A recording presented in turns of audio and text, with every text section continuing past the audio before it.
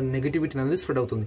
And పెద్ద కంపెనీలు ఇలా రేట్స్ పైకి అయినప్పుడు వాళ్ళు ఎలా సస్టైన్ అవుతున్నారు అంటే వాళ్ళకి కావాల్సిన మెన్యూ అనేది ఎప్పుడు ప్రిపేర్ చేస్తారంటే ఇయర్లీ వన్స్ అనేది ప్రిపేర్ చేస్తారు.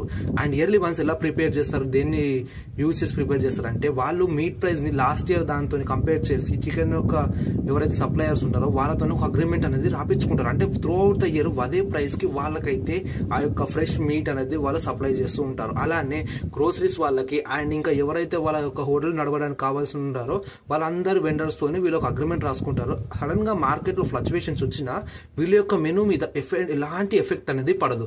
సో వాళ్ళు సస్టైన్ గానికైతే ఈజీగా ఉంటుంది. ఇది చిన్న చిన్న వ్యాపారులకైతే అలా ఎవరైతే అగ్రిమెంట్ రాసిచ్చే వెండర్స్ అనేది దొరకరు. కానీ నువ్వు వెతుకు, ఎందుకంటే ఇలా మార్కెట్ లో నువ్వు ఒక సస్టైనబుల్ కానికి ఎవరైతే మంచి వెండర్ దగ్గర నువ్వు అగ్రిమెంట్ రాపించుకొని గ్రోసరీస్ అండ్ కావాల్సిన ముడి సరుకు తీసుకొని బిజినెస్ స్టార్ట్ చేసి ఒక్క మంచి మెన్యూ ప్రిపేర్ చేసినావు అనుకో, మార్కెట్ లో ఎన్ని ఫ్లక్చువేషన్స్ వచ్చినా నీ యొక్క బిజినెస్ అనేది ఎప్పుడు స్పైక్స్ మెయింటైన్ చేసుకుంటూ వెళ్ళిపోతూనే ఉంటుంది.